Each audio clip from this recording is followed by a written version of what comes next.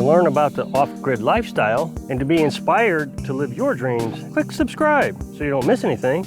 Hit the bell notification. So I'm down by my wood pile again. Very proud of my wood pile. To me, it's like a stack of gold. And for those that think, oh no, he's going to talk about wood again. There's only 3 or 4 things that make up living off-grid. Heat, there's my heat, water, electric, and waste. Got this area cleaned up here. This was all grown up like that down there.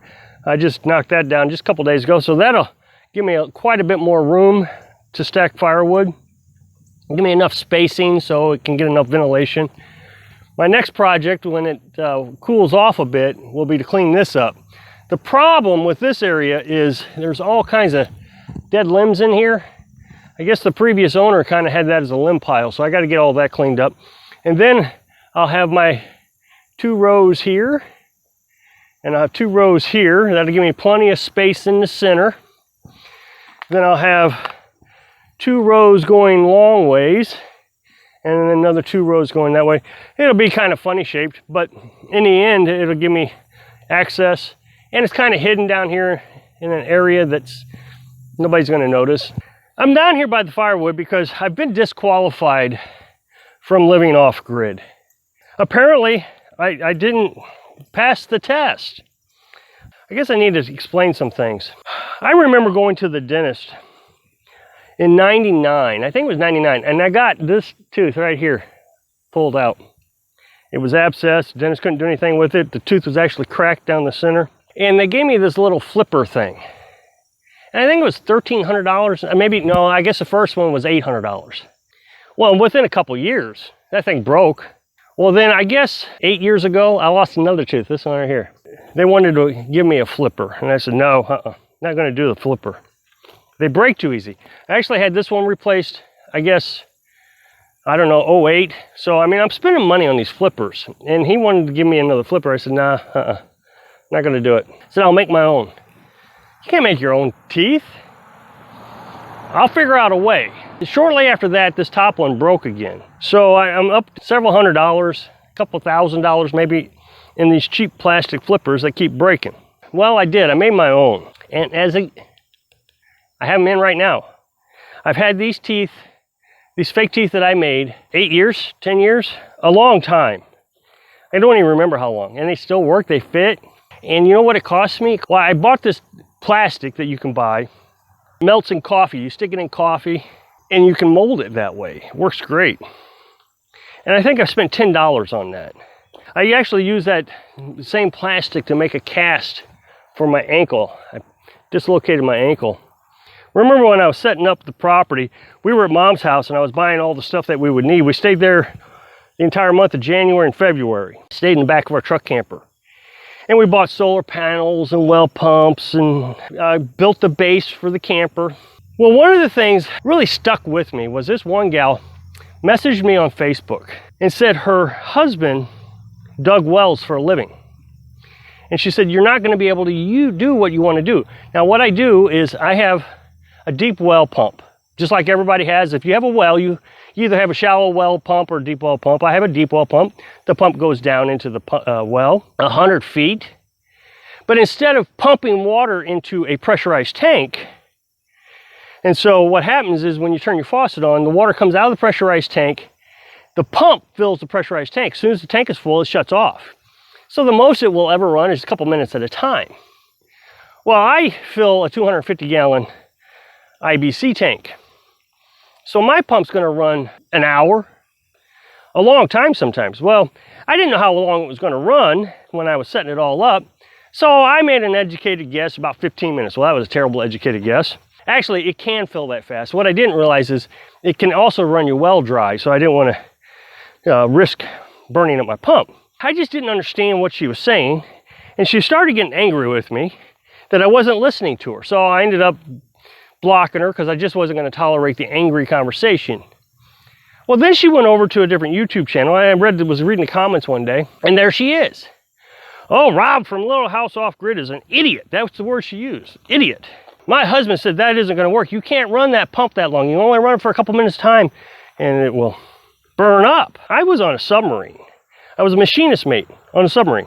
And machinist mates are responsible for repairing pumps. We also do other things, diesel maintenance, refrigeration, sanitation. I mean, we just had a lot of things that we were responsible for. But pumps was a big part of our responsibility. Centrifugal pumps, reciprocating pumps, you know, just all kinds of different pumps. Well, this is a centrifugal pump. I can't imagine why it would burn out. As long as you keep water going through it, the water will keep it cool so it doesn't burn up. Well, when I got down here, I put the pump in, and I've ran it for 6 months now. Every week I run it for about, an hour, hour and a half, sometimes a lot longer. We've watered the garden straight from the pump. Run it for hours off the generator. Not once has it burned up. Running strong, starts up every time. I suspect it'll last 8 years like it's supposed to. Remember, I only run it once a week. Most people run their pumps off on, which is actually hard on the motor. What I'm doing is I just turn it on and let it run. That's not that hard. So it may actually last longer, who knows? And it was a cheap pump. It was only like 150 bucks. So it's not like I even bought an expensive one. I've not had any problems. It's amazing what you can't do. Can't make teeth, can't have a well pump, can't do this, you can't do anything. Because the experts say so. Well, I'm not very trusting of experts. We're at it again. Firewood. I'm cutting oak firewood, hickory firewood, and walnut firewood. Hickory is the most dense firewood that I can find online. It puts out the most BTUs out of all firewood. It's hardwood. Oak is like number 6. Everybody says how great oak is. And then walnut falls underneath oak. I don't use a lot of walnut. I like walnut trees because they produce walnuts, so I don't really want to cut them down. My plan is to have 15 years worth of firewood. And I will always use the oldest first, so I will never have firewood older than 15 years. That way, when I'm 70 years old, I can stop cutting firewood. I intend to cut firewood when I'm old as long as I can, but I want to be able to live from 70 to 85 without having to cut firewood. Or if I get injured one year and I can't cut firewood, whatever, I want to make sure I got a good stockpile. Well, I never even considered people complaining that I can't do that. It just never occurred to me, you can't do that. So they immediately said all kinds of different time frames. But the first time frame was, firewood isn't going to last longer than 4 to 5 years. Google it. So I Googled it. Sure enough, popped up right there on the screen on the Google, says 4 to 5 years. When you open the article though, and read the article, if I left this firewood just like it is, as it is right now, uncovered, of course I got mine off the ground, sitting on the ground and not treating it with bug spray, it will degrade in 4 to 5 years. It won't rot completely down to dirt in 4 to 5 years. It will degrade. You won't get as much out of it in 4 to 5 years. So let's say I have a cord of wood, it would probably resemble more like 3/4 of a cord, probably less. So, I mean, you lose a little bit, but not all of it. The other thing is it was a generic statement, 4 to 5 years. When you get up into harder woods like oak and hickory, they last much longer. Now, if you take care of them and you cover them up, they can last 20, 30, 40 years. As a matter of fact, I was down in the woods and there was like 15 logs underneath an old car hood. Can't tell you how long I've been sitting there, but at least since 1975. Had to been. That's the last time somebody's lived on this property. And it was down there, like I said, underneath the car hood. Probably wouldn't even noticed it if I hadn't been digging around in the metal to see what was down in the metal. Just discovered it by accident. But then I got to talking to Dad about it. He says, no, firewood, as long as you take care of it, will last forever. Now let's think about like wood in your house.